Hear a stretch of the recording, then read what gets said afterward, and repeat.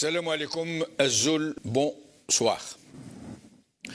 Le régime algérien est dans une extrême agitation.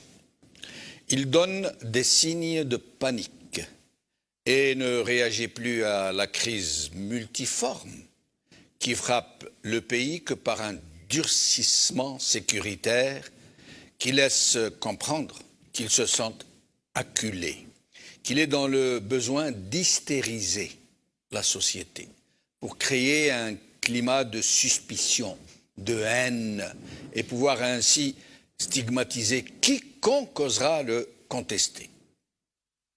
Il n'hésite plus à qualifier de terroristes, de traîtres et de mercenaires du Merzen marocain, bien sûr, quiconque ose le contester, puisqu'en l'occurrence, c'est ce pays voisin qu'il désigne désormais comme l'ennemi numéro 1, dans le même temps qu'il s'est confectionné à l'intérieur du pays deux mouvements terroristes, le MAC et Rachet. Ce matin, le chef d'état-major, Saïd Chengueriha, devant un parterre d'officiers de la 2e région militaire, a tenu un discours particulièrement inquiétant à l'encontre du Maroc, qu'il accuse, je cite, de porter atteinte à l'unité de son peuple en semant la discorde et la division en son sein. Fin de citation. Et plus loin, de conspiration et de campagne de propagande subversive visant à réduire le rôle de l'Algérie dans la région. Fin de citation. Il affirme aussi, et je le cite, que les actes de ses ennemis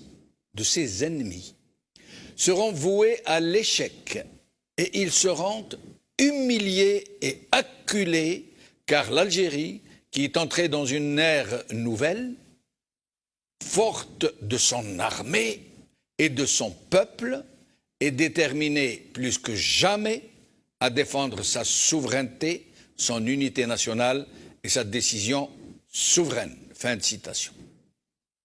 Et il prévient, et je cite, que l'Algérie est prête à faire face avec rigueur et fermeté à tous les plans sinistres qui se trament secrètement et ouvertement visant l'État-nation et ses symboles. Et plus loin, il soutient, et je le cite, « Le peuple algérien se tiendra aux côtés de ses dirigeants et des institutions de l'État, tel un seul homme, pour faire face à quiconque tente de nuire à l'Algérie. » Et plus loin, « Et ce, quelles que soient les circonstances. » Fin de citation. Et autant dire que les tambours de la guerre résonnent déjà.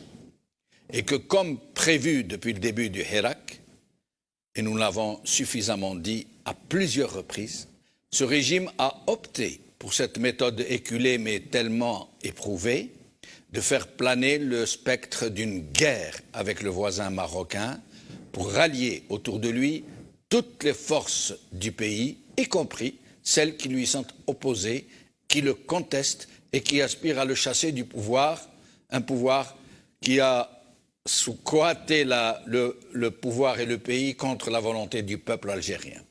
Et à la tête duquel, ce pouvoir, il a installé, toujours contre la volonté du peuple, un président fantoche, unanimement rejeté par l'immense majorité du peuple algérien.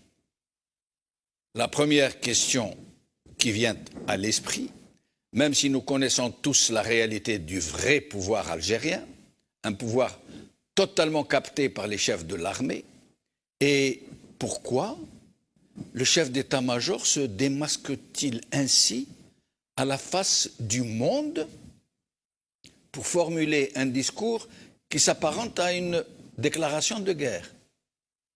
Est-ce là le rôle d'une armée au sein d'un État qui se dit république, démocratique et populaire?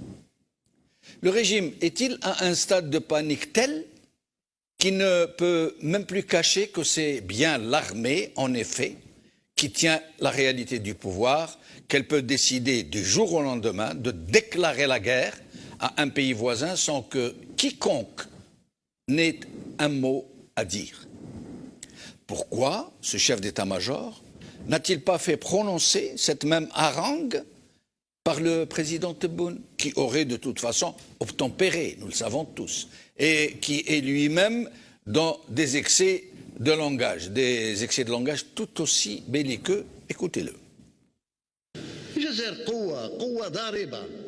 العالم كله معترف بالجزائر إلا بعض الجزائريين. كان نهار كامل هما يقزموا في البلاد، نهار كامل هما ينتقدوا، معليش الانتقاد مليح، الانتقاد البناء يخليك يعني تفوت المراحل الأخرى، ولكن ما تقزمش بلادك. العالم كله عارفها باللي قوة جهوية. Mais il n'y a pas que ces attitudes de matamor. Il faut retenir par ailleurs la classification de deux mouvements politiques en Algérie, y compris un mouvement séparatiste, il faut le dire, en organisation terroriste, sont l'ombre d'une preuve. L'arrestation de dizaines de leurs militants et le rappel de nombreux généraux sécuritaires qui avaient été mis à la retraite, dont certains viennent juste de sortir de prison, dont d'autres sont connus pour être des criminels de guerre et des criminels contre l'humanité, et dont l'un parmi eux vient d'être nommé à la tête d'une nouvelle direction qu'on nous présente comme étant une nouvelle structure antiterroriste. C'est dire, pour ceux qui connaissent les années de sang, ce que veut dire ce genre de langage. Mais il faut dire aussi, et on ne peut pas ne pas le dire, que le Maroc est malheureusement dans la même attitude agressive. La sortie du diplomate marocain sur l'indépendance de la Kabylie, qu'il a utilisée comme une vulgaire carte d'atout en réaction au soutien du régime au Polisario, a profondément choqué les Algériens, et tout particulièrement les Kabyles, qui ont très mal ressenti cette grave irruption, intrusion dans les affaires algéro-algériennes. Et pire encore, et qui laisse craindre une aggravation de la tension. Et cette montée au créneau d'influenceurs et d'attiseurs de haine en tout genre, politiciens, journalistes et autres agités, autant du côté algérien que du côté marocain, jusqu'à la mise en avant au Maroc de pseudo-historiens qui dénient l'intangibilité des frontières algériennes, ou de leurs pendants de l'autre côté de la frontière qui appellent à une guerre contre le voisin.